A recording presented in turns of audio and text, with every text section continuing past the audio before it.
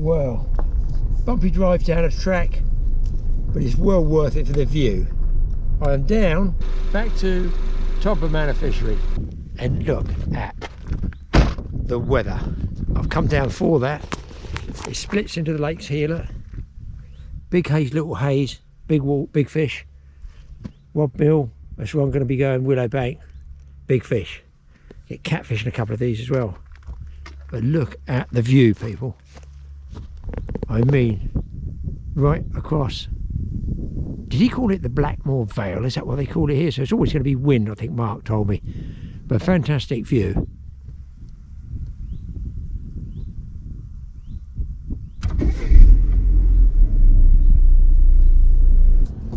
Well, it's a bumpy track down there. What it is basically, there's a gap in the weather. We had, as I speak, really cloudy, grizzly, horrible July, and who knows when I put this film up, whenever I fancy, might put it in the files, hold it back. But there's 2 days, and this is a high pressure, and a high pressure, the clouds go generally flat like this, they're breaking up. Now tomorrow the wind's coming from the south. It's rammed with anglers, as happens down there. There's plenty of fishermen because it's a popular, productive fishery. I've come personally, for me, with no specific target in mind except to catch some carp. I want to try fishing for them if I can during the daytime with a method feeder and a pellet, and I want the chance of trying to catch maybe one of the big bream that I've heard a guy tell me is in here. Recently there was a giant eel caught in there, I think Mark was telling me just now, so I'm going to be giving it a go. Fingers crossed I catch something. Then I'm going through the night standard carp fishing with a boilie. I just need a break, guys. I haven't been fishing for ages and I just want to go out, might get lucky, pull on a few. Oh, the noise is just my side scan sonar or whatever there on the car. I just want to catch maybe a few fish. I'm always happy, as I always tell you, through the night. One before dark, one before midnight, one in the dark, one at dawn. And if they're nice big fish, double figure fish, so much the better. But I don't know what's here in the daytime on pellet, you know, feeder and pellet, and that's what I'm going to be trying. Right, let's find a parking spot and get the gear down there. Well, found myself a swim in between others. There's so many bivvies down here, it looks like a mushroom farm. So I've got this one. There's a gap to the next swim, nobody's in it. There's 1, 2, 3, 4 guys carp in there. I guess they're going to be pounding out in the middle. This way I can fish one to the left, the traditional one off the end of the island there, and maybe just, I've got a feeling I'm going to go down there.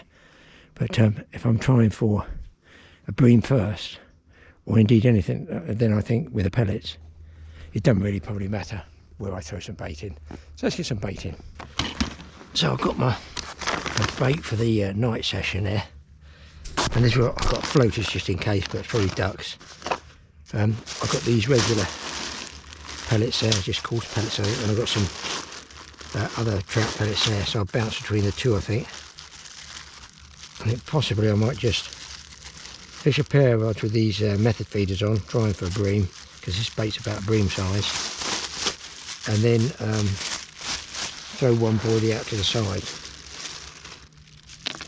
I'm putting these in here just to give us a bit of smell, if you like, in the ground bait itself. And when I make the ball up, they're going to have to dig around a bit for them. Oh, which ones these are? Don't really smell of anything, that one. Right, I'm going to make some balls out. Because I'm fishing the method feeder to start with, I'm going to make the pellets of ground bait quite small, about the same size as I would use on the method feeder. I don't know, sort of largest golf ball size. I squeeze it quite hard because I know all the small fish are going to chew it off. Crumble it up. Right. And the same old story, don't put too much water in to start with, because you can't take it out. Very still. It looks like floater fishing. I haven't seen any fish move off the top.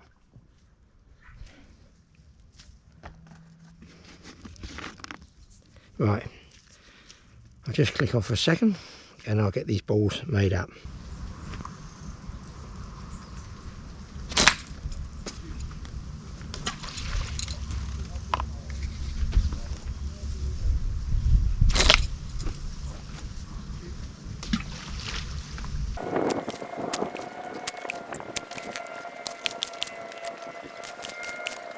Right people, I'm all rigged up. I've got method feeder. It's only a small one, this one.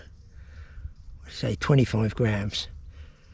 And I've got that little release pluggy thing bit that goes in there.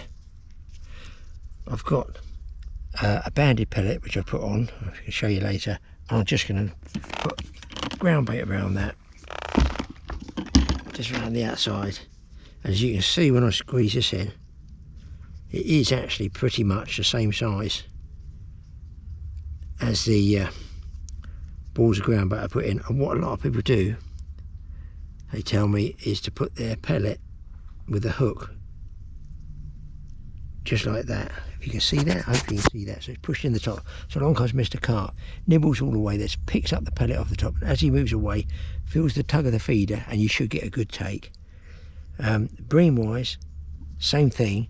He's going to pull away, but he won't be such a fast take. He's still going to spook when he feels the actual resistance of the feeder.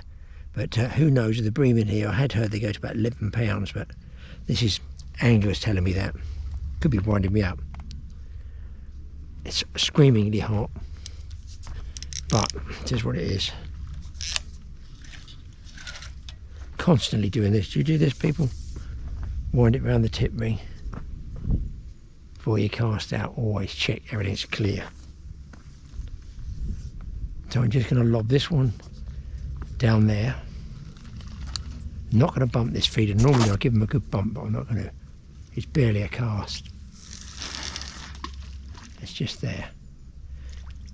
I sink the line. Drags on catfish drag, but still, that's about right. And this is a sort of reverse bait run, if you like.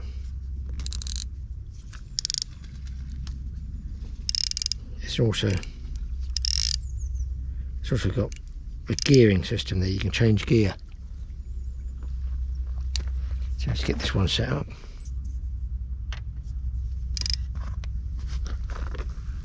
Normally if I was bream fishing I wouldn't be using such a heavy bobbin as this, but the fact that it's got the method feeder, which gives it a bit of tension,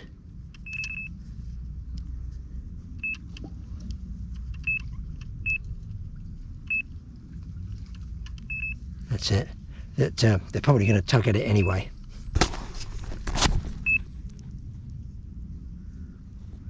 That's just sat back there. The other one I'm going to throw out towards those ducks over there. I tried putting some floating biscuits out there, forget it, he's just waiting, isn't he? Alright, second one's baited up there. This time I've got trout pellet on it. Just going to ease it in there. And then heave it out.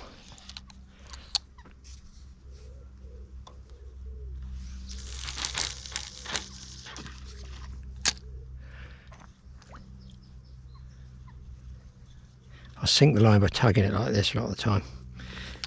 Check the drag. Put it on the bait runner. Always check the bait runner.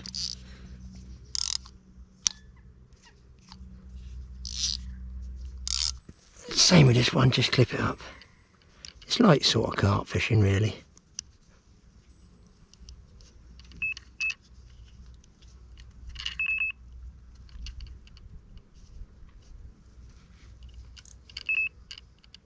That's it. I've already had one short beep on this one, but it could of course be a fish swimming into the line, what they call a liner. And then I've got little fish nibbling on a biscuit in there. I've thrown some bait in as you saw, and I'm going to put a boilie down there and just forget it, put it on this other rod right in the margin by the tree. And that pretty well is the setup. The weather is unreal. Look at this.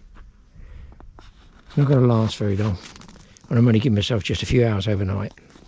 So standard carp rig, weight, swivel, link, PC tuna. Well, normally I would put a bag on there, wouldn't I? But I'm not going to put a bag, so I haven't got much for the night. So the other reason is it's just down there. I can throw them in loose feed. Don't need to be specifically right on top of the hook bait. So I just drop this one. See, I've done it again. I come around that tip ring. That's it. I just fancy a fish under there.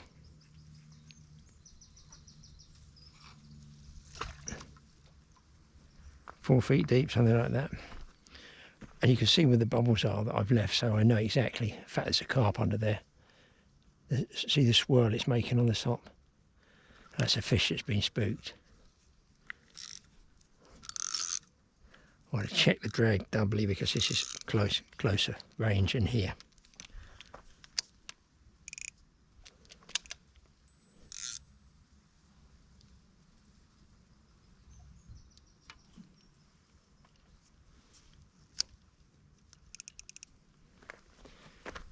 So, all goes on.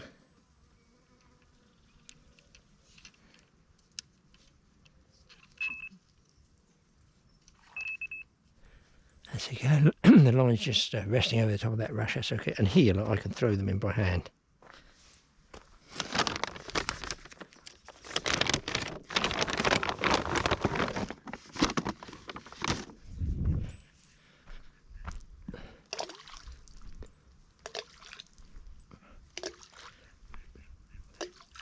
There we go. I don't need a bag for that one. Right, that's it guys, we've got to set up the bivvy. Bit of a mess, and I'll sort it out in a second. Just get it all tidied up.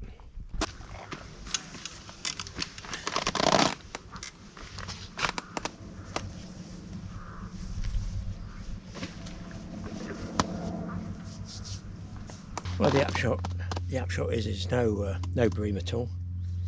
A couple of tiny bites. I've seen 1, 2. I heard one down there. Maybe 3 carp caught amongst 1, 2, 3, 4, 5, 6, 7, 8, 9, 10, 32 rods. 32 rods.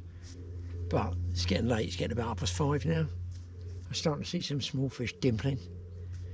I'm gonna move now. I'm gonna not move the whole swim. I'm gonna move my left hand method feeder rod to that point out there, whack a load more bait in there, and I'm not getting any bites underneath here.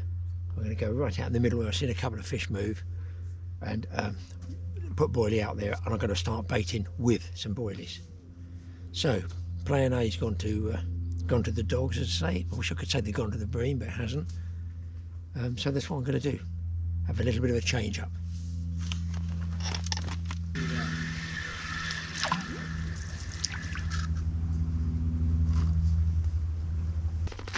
So one little tip you could do, well, 2 points here. If I'm fishing near that island over there, sort of a snaggy area, here in the middle I had them before, okay, casting short, okay. But obviously this is £20 line, not great for bream. Goes down here to the feeder, and the hook link there I've got is 6. Now ordinarily that would be plenty enough for, you know, carp in what I call open water or margin fishing. But if I want to cast close over there, which I'm now going to try, then I figured it might be a little bit sketchy using 6 that close to the island. The other thing is, when a fish is fighting these big method feeders, this all breaks off, but the method feeder's still a lump of metal there, and they can shake their heads and they'll shock against that piece there, and there's little or no stretch in this piece here, if you can see that, the hook link. So it sort of bothers me if I'm not getting the bream. Sooner or later, hopefully a carp will blunder into me tonight, but I don't really need to catch one on this gear with that hook link close to a snag. So I'm going to have one more cast there, and then I'll be changing over to boilies. Oh, one other tip you can do. You can, as I say, put the pellet on top there, but I've also left it sometimes and put, look, just a pinch of ground bait around the outside of your pellet and let them nibble away at that and find the pellet underneath. What you will get sometimes is a helicopter effect doing that, so not great really for long distance casting, but it might get you that extra fish. So I'm going to wheel the other rod in, I fire them both out so they're a pair of rods fishing in the same area.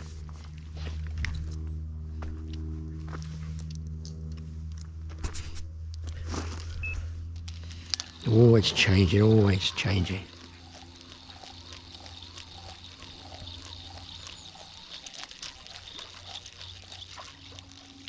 As you can see there, the actual pellet is covered and there's only the hook there showing. So I've got one like that ready to go out, and I've got the other one like that with ground bait around the pellet. See whether that makes a difference.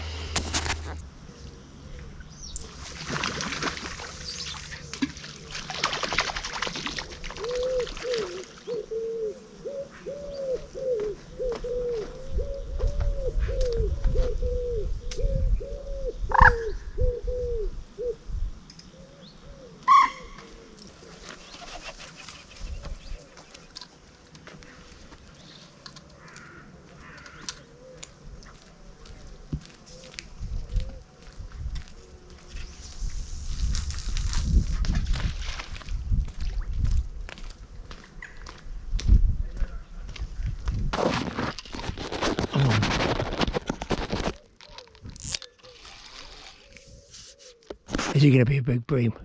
It's just on the pellet.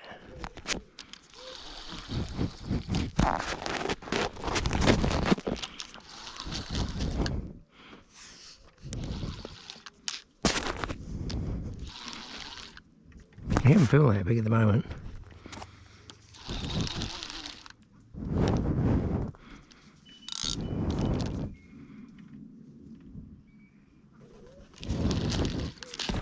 Now bear in mind now I've got that £6 hook link which is bothering me.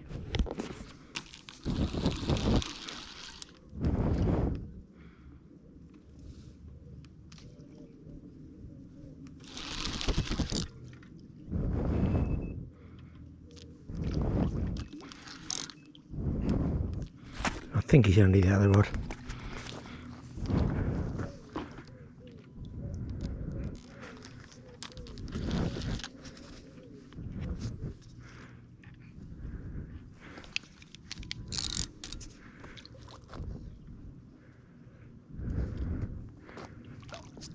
Yeah, it's obviously a carp.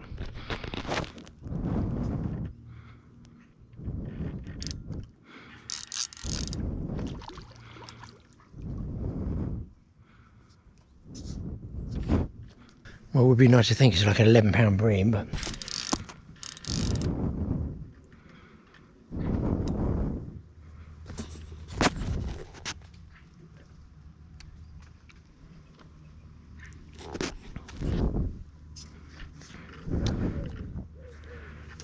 I'll take a gamble, put the camera on my head. It's a lot safer than in my mouth, that's for certain. See if we can luck out and salvage something out of a bream session with a carp.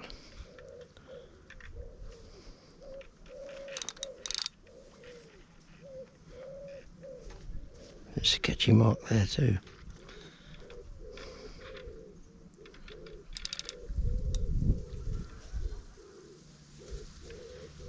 Let's take a look at it. It's getting bigger by the minute, folks.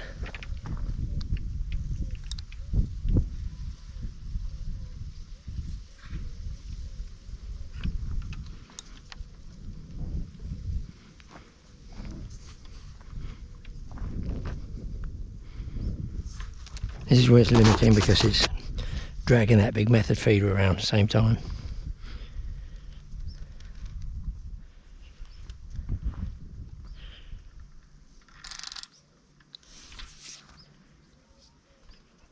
Well, I might come back when I get closer to netting this. Oh dear, it's not a small one, people.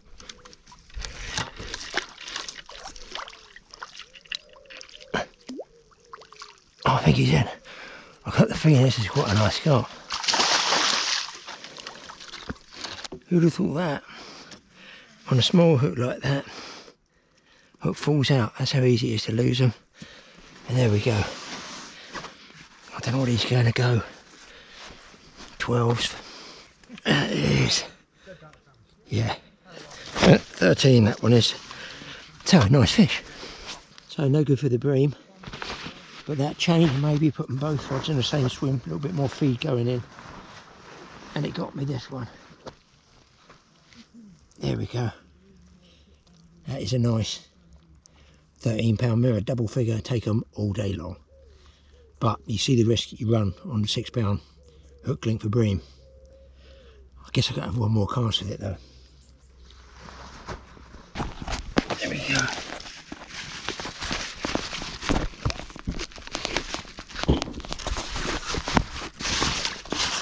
Nice one. Not the intended species, but we'll take it. Go on.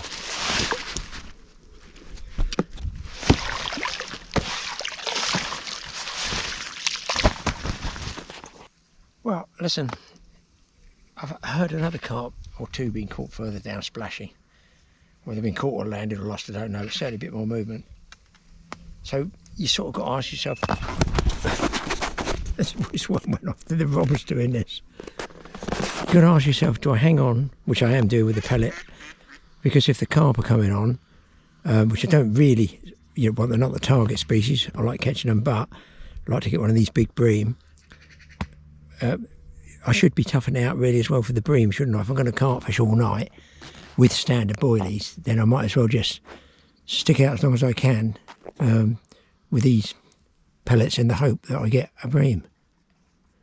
But as I say, a little bit sketchy over there on £6 hook link. Fishing. I mean, if I hadn't changed, I've got bites on this now. If I hadn't changed and fired both feeders in the same spot, tighter to the island, would I have got that fish? There's a guy who's running a boat out, a bait boat, one of those electric bait boats. He's going right under the willow tree. Because I don't use that sort of stuff. If I can cast to it, I cast it. If I can't get to it, I can't. But I can see the logic in it, but it's not, for me, it's not the same sort of thing as fishing. If you get accuracy to that level, some of them apparently got GPS that can go out in the dark and get the GPS, and I've seen them before on other lakes, floodlights, head torch things and everything. But at the end of the day, it's, I must get myself a trawl net or something like that. Well, that last take was a real rod wrencher, but it didn't stay hooked up. Let's see if I can get that same spot again.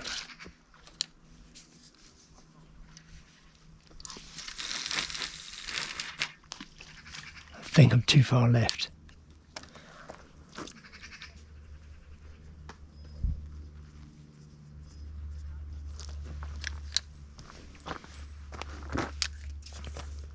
I think one of these two rods is going to kick off.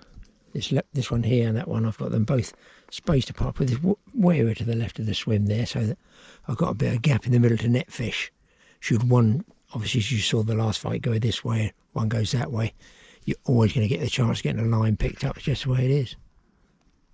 I've now got the two feeder rods over there and the boilie rod down here. Absolutely nothing on the boilie rod yet.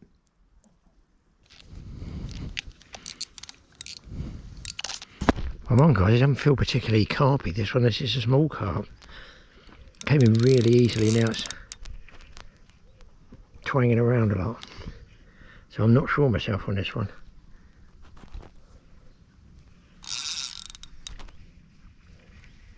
Funny fight.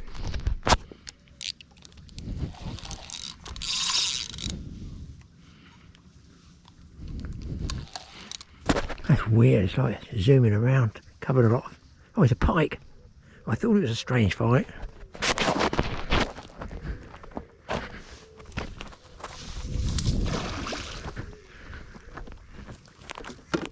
On £6 line, I haven't got it yet.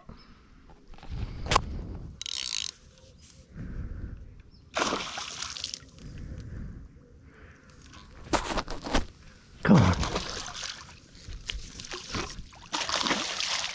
He's in. But I knew that was a weird fight. I knew it wasn't right. I thought it was going to be my bream, but it's not. It's a pike. Let's get him on the mat, see what he looks like.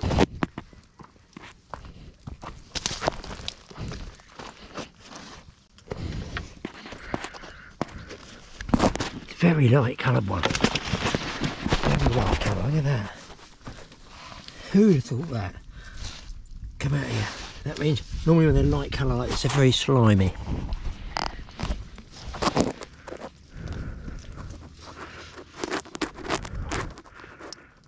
Hook is just there. There we go.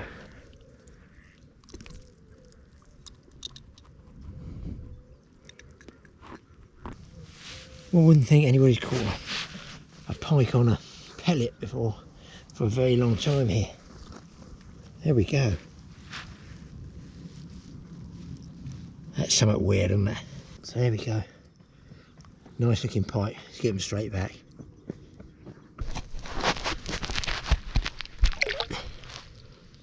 Where you go, pal. I don't know who's more surprised, me or him. Well, I think he almost makes up for the bream. But he was right, the light coloured ones are very, very slimy. Yuck. Well guys, we've not done the bream. I'm going to have to change over to the carp gear. So we'll see you in the morning and see what else I can have a go at. So happy enough, 13-pound carp, nice pike, didn't weigh the pike. But pike on a pellet and a 6-pound line at range, I figure I was lucky. And if you do get a pike like that, always check your leader in case it's rubbed. And if the trace is rubbed, bite off or cut off, tie a fresh piece on, because they got teeth, they could weaken it, and then you lose the alleged big bream. So at the moment, it's bream nil, but Graham's 2 up with the carp and the pike. I'll see you guys in the morning.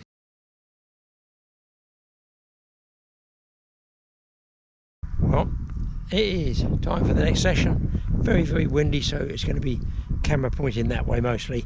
I'm going to put it on my head, and I forgot the umbrella, so it's going to be a noisy one. Now what I've done is I've changed over, because I don't know if there's bream in here. There might be other fish other than definitely smaller carp in there. 6-pound line straight through, the same carp rod I was using, the same feeder, the same hook, everything's the same. So all I'm going to do is exactly what I was doing before. I know it's quite rare to catch a pike on a pellet. It did happen. Maybe it was after small fish. So I get myself one of these pellets. You just expand it like this, pop it over like that, pull it off, make sure it's in the middle, you know, right in the center like there around it. Now you can go through the band or you can go under the band. I'm just going to go under the band. I've got a bit of ground bait left over. I'm just going to put a handful of regular feed in there, a handful of slightly smaller pellet feed. Mix it all up. I'm using no bite indicators at all. This is a match like this one. Wow, it's windy. Beautiful day, but very, very windy. Same principle, make a little dent on the top, just close it up with my bait there. The carp will nibble away, and then hopefully, you can see that, find the hook resting in the top. Now, I can wang this quite a way, providing the ground bait is stiff enough. You might need to check your drag. We're just going to aim towards that island to see how far we get.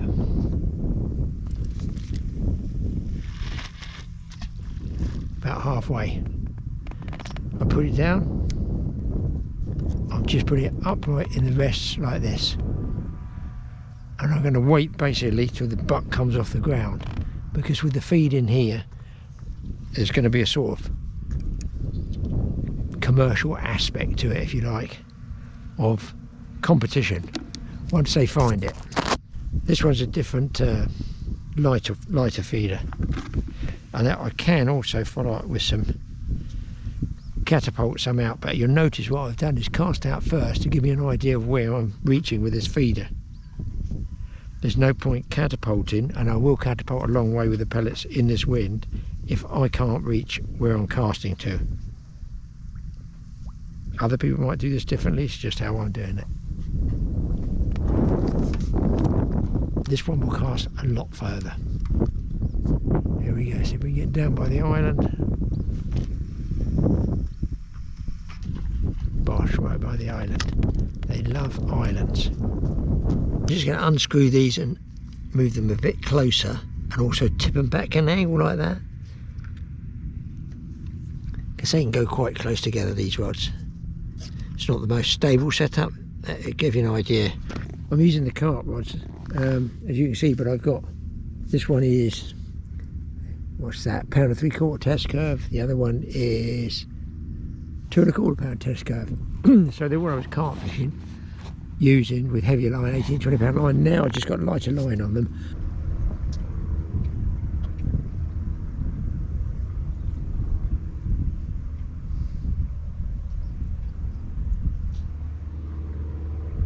I've got the camera on the chair there, trying to keep out of the wind. If I sound a bit croaky, is because I just done a straight 16, 18 hours on the big Carp lake. That's another film. Everybody else has gone home or sleeping. No, I've come round to another lake and I start fishing again the next day. Try to get you guys a few tips. Now, this is a match lake, as are all the lakes up here.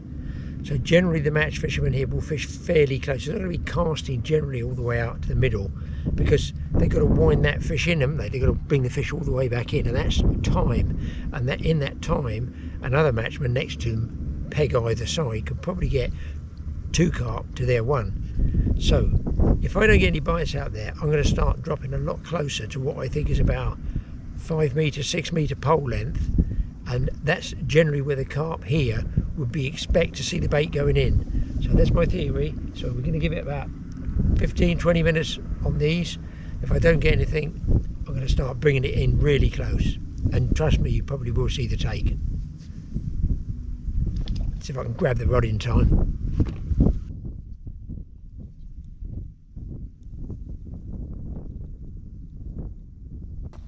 I've already seen a couple of just little slight pull downs on the right hand rod, but of course they could be line bites where the fish are moving around the feeder, the method feeder, and bumping the line. And the right hand one, see it just barely going. If I had a quiver tip, probably even quiver, it probably would pull down. But you can make do. If you're on a carp fishing trip and you want to catch some that next day on another lake, don't be afraid to try fishing with your carp rod. I find the best way to cast these heavier feeders is really sort of what I call toss it through the air. Just lob it higher in the air rather than casting it hard and flat, and you might cast too far. The thing is with this feeder, it's called a feeder because you've got to be consistent with it and put the feed in there.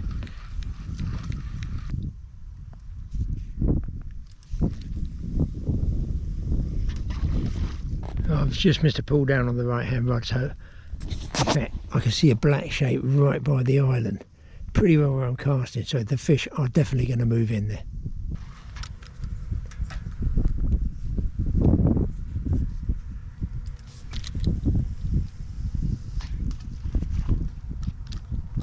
I just like to keep the tension right there, because there's going to be wind on the line there as well, and the wind's going to put some tension in the line. What a setting. It's always windy up here on top of a hillside. A little tap on the right hand rod. Oh, he's caught in there. Oh, there he is, there he is, there he is. Ready? Oh, he's come off. Not to worry, at least I know they're on the feed.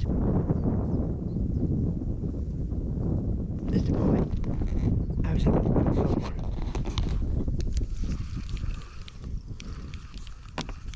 No, he's come off as well. Well, it's not unusual to bump fish off, because occasionally when you get them really feeding in a tight area, they're going to be competitive. They're going to be sort of bumping into each other in trying to get over your feed and feeding on the ground bait and hook baits and stuff like that. So you're going to lose the odd fish, of course, you can't help that. But the main thing is just to keep an eye on your rod at all times, especially not just in a commercial water, but more so in a commercial water, because there's a higher stock density there. Again, you want to take it steady because you're using a carp rod. I mean, I've got a 6-pound line, but it is still a carp rod, so it's a lot more pokey than the Avon rods I normally use.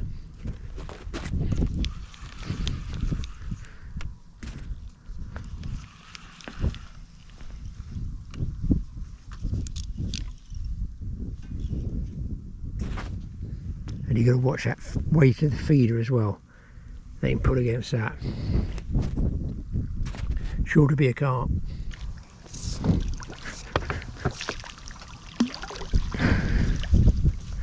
So there's the feeder, and there's the fish. Now these ones, although I don't sell them, sell them. I like this. They're called sell. They are called sell. These ones are just regular darker trout pellets. You can sort of see the oil content in them because they're dark. You just buy them in tackle shops. They sell them there in the Todber tackle shop. Different types of pellets and stuff. And of course in the matches, and this is a match lake, one of I think 3 or 4 they got there. You know, they're feeding these pellets and the fish not only know, that, as I mentioned previously, the distance that people are putting the predominant amount of bait in the water, 5 metres, 10 metres, whatever it is, it may be 3 metres, but they're using that particular size and shape of pellet. But you can always, you know, put extra flavours and additives in your own. Well, the wind's picked up quite a bit, and I'm missing quite a lot of bites at range. So I'm going to come into what I call that pole length, and definitely almost sure I'm going to get more fish, because that's where I think the general margin of bait is going in. And I can finish this ground bait off here, and we'll see what we can catch.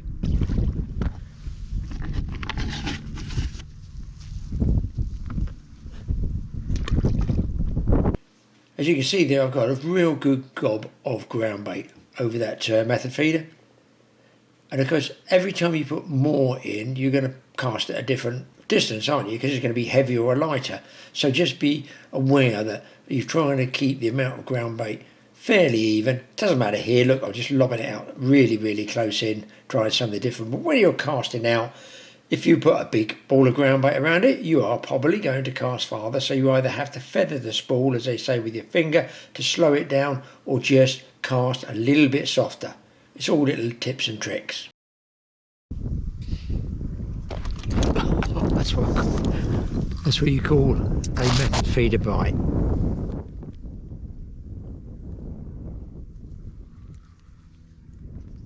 If I'm not careful, the other one's going to go as well.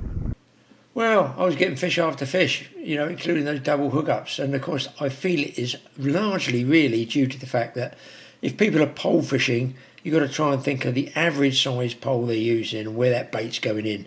And I'm sure, honestly, I'm really, really sure if you fish to what I call a pole length, if you're a general fisherman, it will stand you in good stead. The hook's out. Pretty little mirror. I've got a feeling there's going to be more coming. Right, it's just a drop down at what the matchman will be fishing at, close in.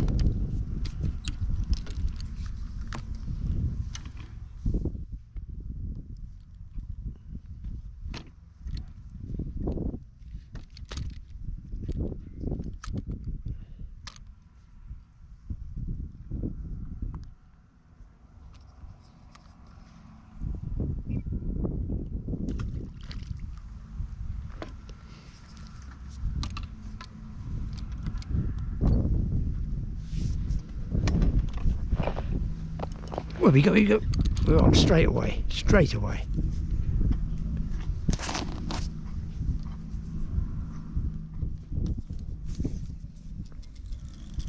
Now, I could leave this other one there, but I feel I'm going to have trouble. So to give you a good idea anyway, this method certainly works. It's deadly in these sort of commercial waters.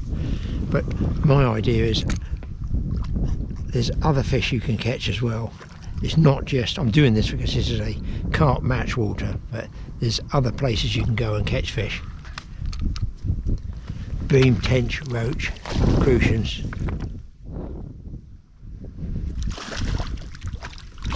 The net's a bit overkill, but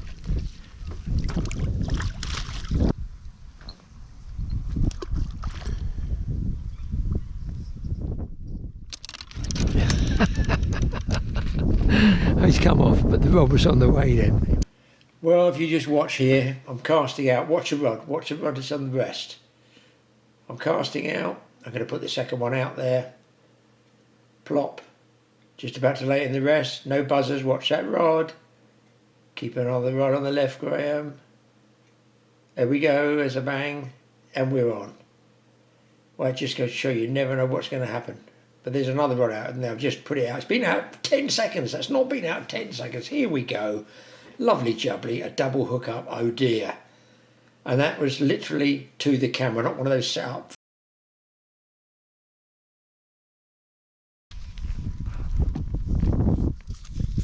Oh, that one's come off. That's probably a good thing.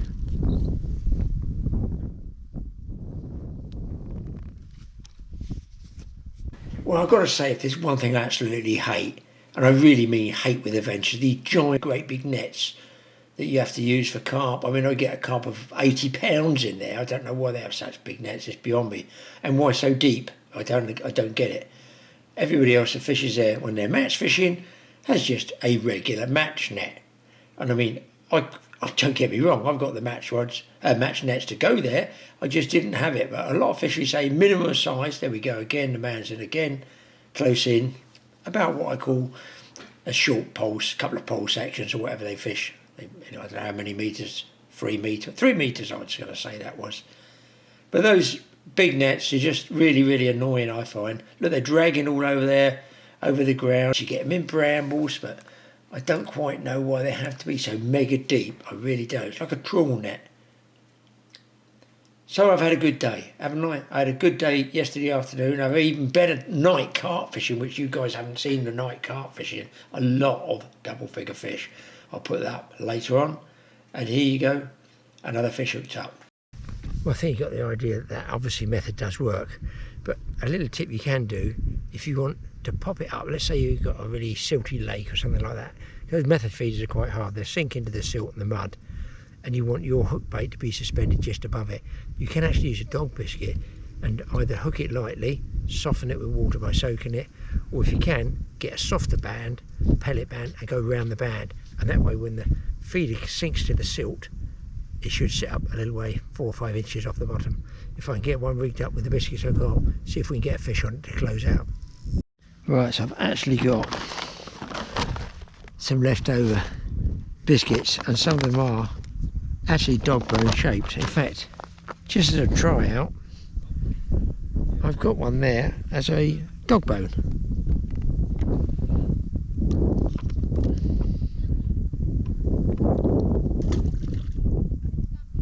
Out we go.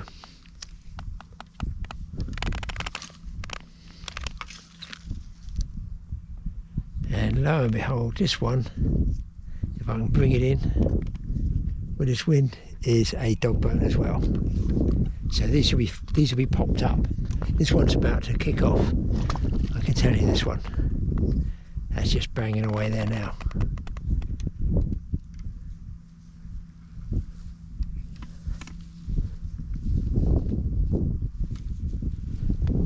There we go. Bite on the left hand. Bite on the right hand. That's because he's suspended up a bit. You might find the shape of the actual dog bone a bit strange, because they're used to pellet sizes. I've got in there, I've actually got pellet sized dog biscuits, different colours and everything. A lot of these bites are where they're banging the line, where they're feeding down there. They're just trying to locate the baits. Oh, I missed that one. I'm throwing some out over there because I can see a bigger fish up.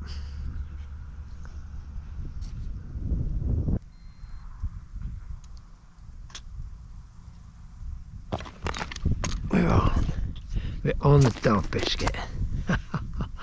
You gotta laugh, haven't you? I better move this other one out, otherwise we're going to be in double trouble.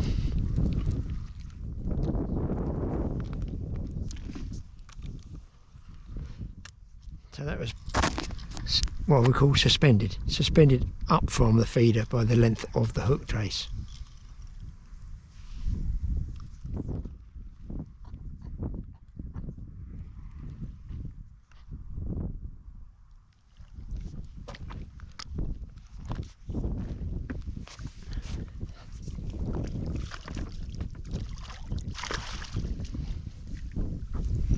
So there we are, guys, and I feel time to go home.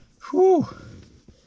Well, listen, hopefully got a few tips there. I was particularly pleased, although I didn't get my big bream, it's still a target to be achieved. If I don't get it, whatever, it doesn't really matter. Enjoyed the fishing, particularly enjoyed getting that big carp on 6 pound line and the method feeder at distance. That was a little bit of luck. And even more luck made up for the bream was, yes, the pike. And then, of course, change lakes after a night's carp fishing. That's another film totally. I was totally exhausted from that. Never caught so many fish, big ones. And then to close out here, showing you different tips on the method feeder, especially suspending a dog biscuit off there. You can go and buy pop-ups. Of course, you can buy pop-ups if you want, but you don't want to be feeding them pop-ups, do you? Because they just float away. Think about it. We'll see you in the next show. Hopefully, I'm not as tired as this one. I get enough strength to give you guys another film. Home time. Don't talk to me like that. This car's terrible. It's got such attitude.